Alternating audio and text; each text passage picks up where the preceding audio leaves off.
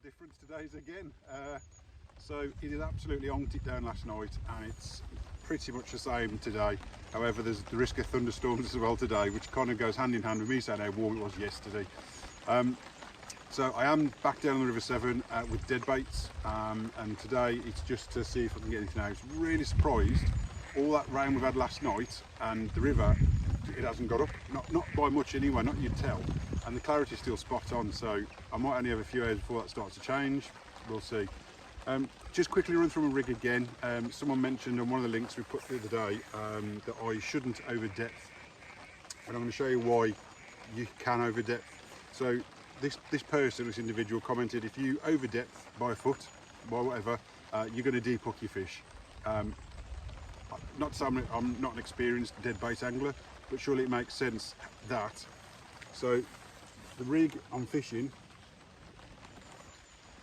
which is now covered in mud, business end is one big giant sardine. Well, not giant sardine, it's not a turbo sardine, it's just a sardine hooked through the back. Size 4 circle hook. That goes along to my wire trace, obviously. Snap link, quick change, so I can swap it over, and that allows me to depth the section I'm fishing, which I've already done. It's got a I can't remember if this is a Corum run ring or I can't remember the brand, but it's a running ring anyway. You guys will know what it is. So free running lead. So big old ring, so it's not going to snag up on anything. Nice heavy weight to hold it in place. That then runs up. I've got a bead on the bottom of there, which I mentioned before, just to protect the bottom of the float, and then up to my stop. Now I'm fishing the dead bait a foot over depth from that lead, so it's free running. When I've depthed the section I'm fishing, I've got it so I've got about 2 to 3 inches before the float stop is going to tap the float. So naturally it's a free running line. If a fish inhales that bait and starts to move with it, there's your 3 inches gone straight away. You'll see an indication on your float. So at that point you know you've got a fish interested or a fish on, and then naturally you're going to either strike straight away, which some people will do, or leave it a couple of seconds to see if the float starts to move off and then strike. That's my rig, really simple. Loads of people are using them. Yeah, there's nothing to it. You're not going to deep hook your fish as long as you're sensible. If you leave that float running around for about a minute, then obviously you are going to deep hook a fish and probably kill it. So yeah, just wanted to say that bit. Let's crack on and get the fish out, hopefully. Right, looks like I've got a bite. Got to take it. Go on. Go away with it.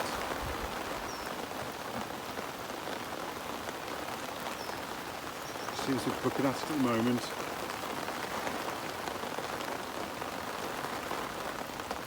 Obviously mouthing it.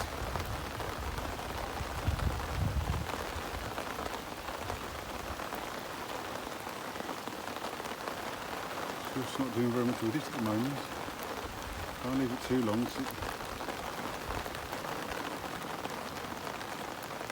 think I'd rather just reel in and see if it's hooked. I don't leave it any longer than this.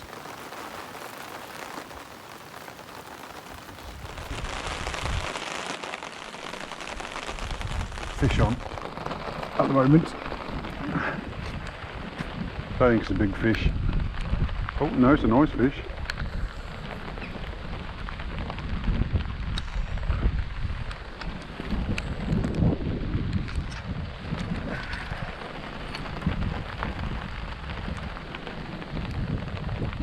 So this one's taken the roach. Oh yeah. Bending me rod, come on the sunshine, let's be having you.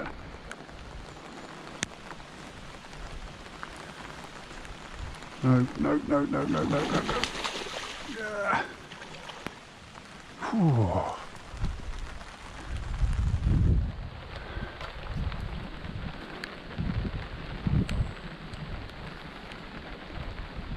Come on, in a minute, nice.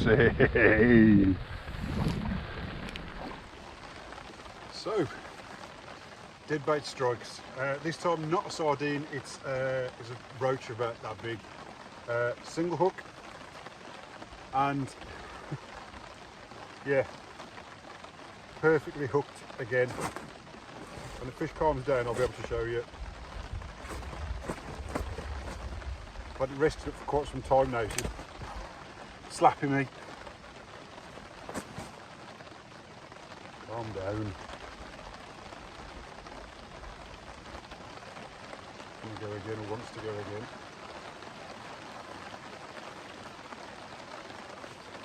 Lovely fish, but look, right in the corner of its mouth yet again. So I've got to be fair, these circle hooks might be the way forward for me, I think. I've got circle hooks on both. That has just come out so easy this time.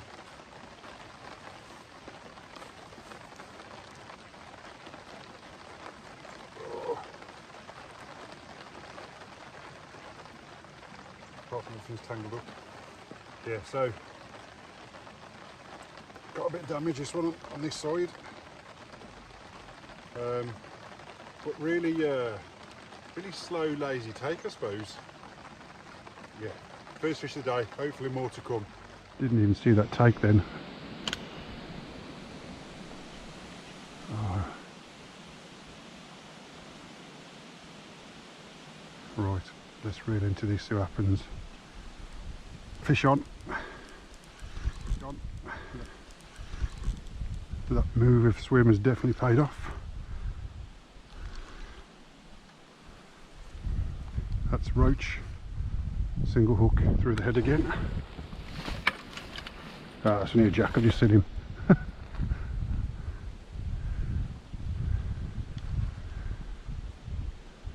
Might even get me bite back. Here he is, look.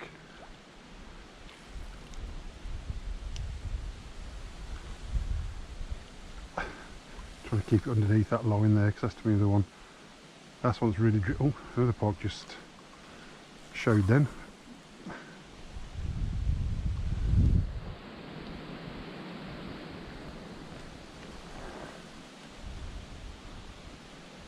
Go on, in the net. In the net. No, out the net. Flipping net's not tied up right.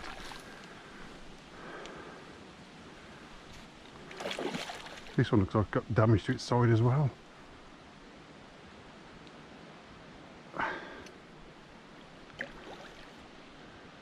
Keep it down under that line if I can.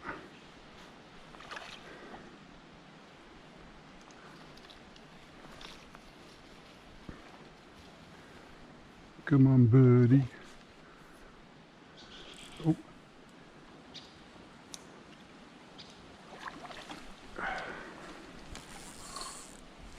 Come on, mate.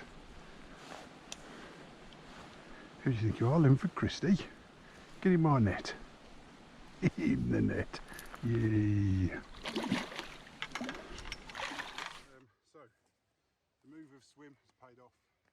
I've dropped a dead roach, circle hook through the head. Wasn't even 10 minutes I've had this jack out. Another fish has got damage on its flank. Not that old of a wound, but I'll show you in a moment if I can get him in the right angle. But what I do want to show you, again, little one, circle hook right in the scissor of the mouth. Perfect. Look at that. Look at that. Sure, again, it's going to be line damage. I've got some propolis. Yeah, that in my bag, so I will spray him before I put him back. He has been caught recently, so I can see some damage. Out really easy. There's a gill rake has got my fingers.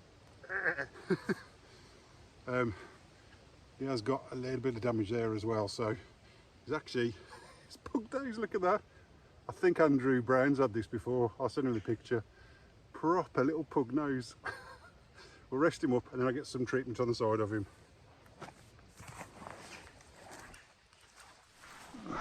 Right, let's sort this young man out.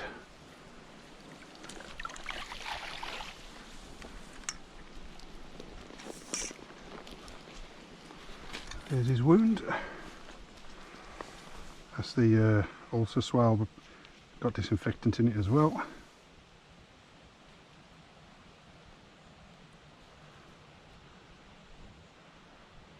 It's actually got under the skin there.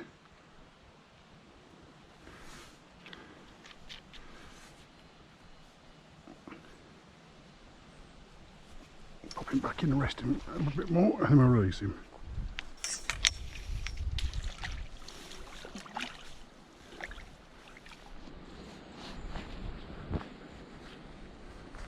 Right, let's get this little muggy man out and returned. Been sat there chilling for ages.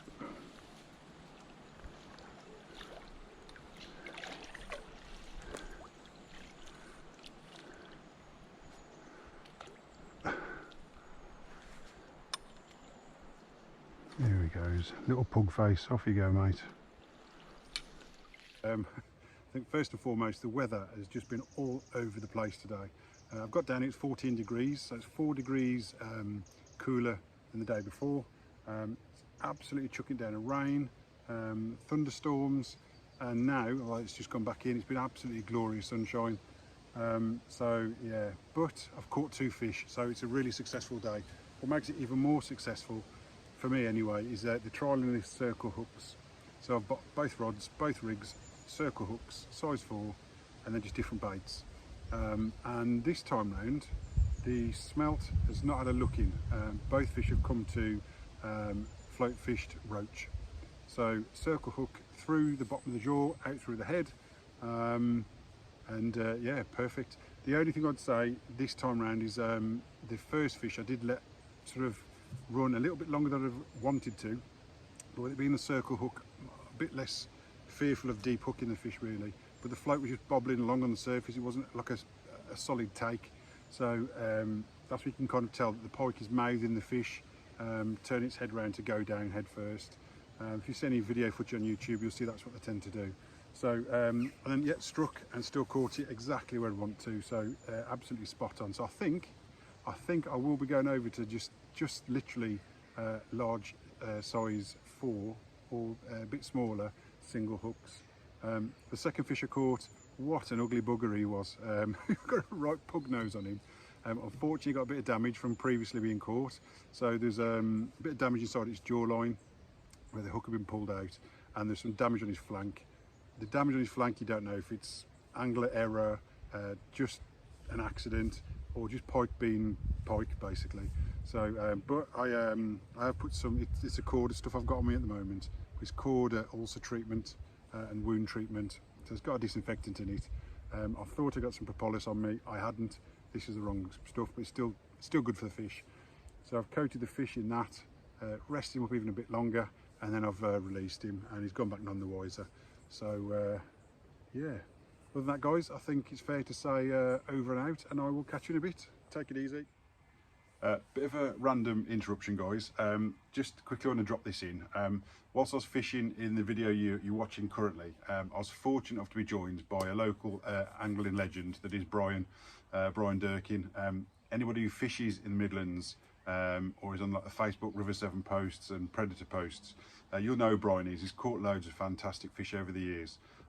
Well, we've been talking to say we'll catch up at some point, and we finally managed it, only for a couple of hours, because Brian had been out of work in the morning whilst I was already there.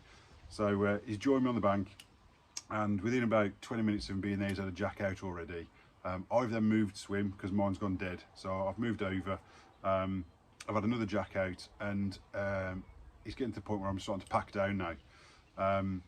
And I've asked his permission to share this because it makes me smile for a couple of reasons really. But one is I've heard a commotion. I've shouted over to Brian, "Are you in?" And I can hear from a distance, yes. So I've gone shooting over, and sure enough, he's into a bit of a nice battle, should we say? And he's just asked if I don't mind grabbing the net for him whilst he concentrates on the fish. So.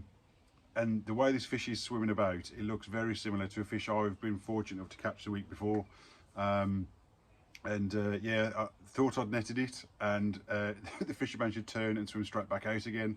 So Brian was back on again, and eventually we landed it, which is just awesome. And I think one of the key things for me, I wanted to share the video.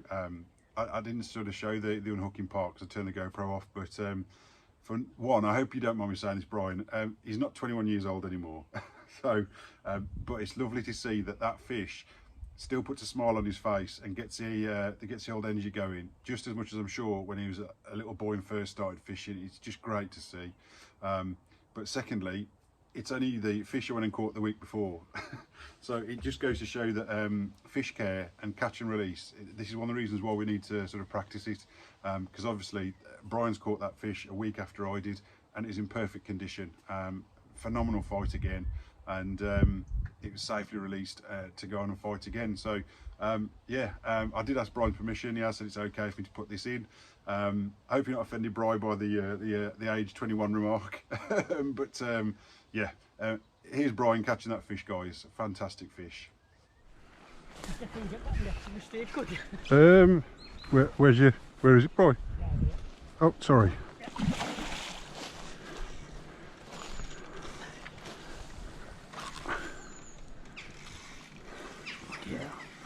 Get you a good run, eh? Just about to start packing up now. I've got to get going shortly. Sardine again. Yeah. I wonder if that's the one I had last week. They're are they? I tell you, mate, they've got some string. Yeah. Even the little ones.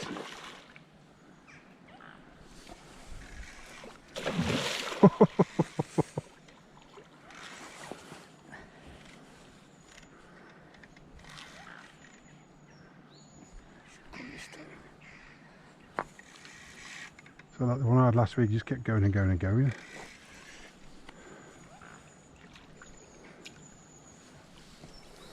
Oh, come on. Hey, in the net, bro. Nice one, mate. Oh, no, no, no. Oh, bloody hell. Like a bloody train, ain't it? Just keeps going.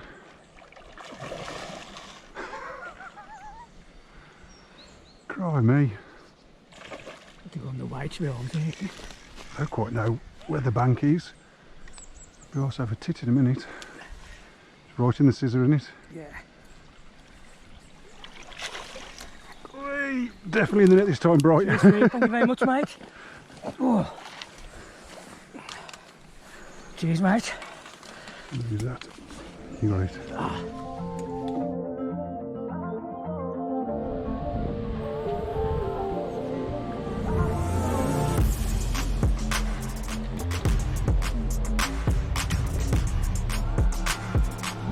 Really somber return.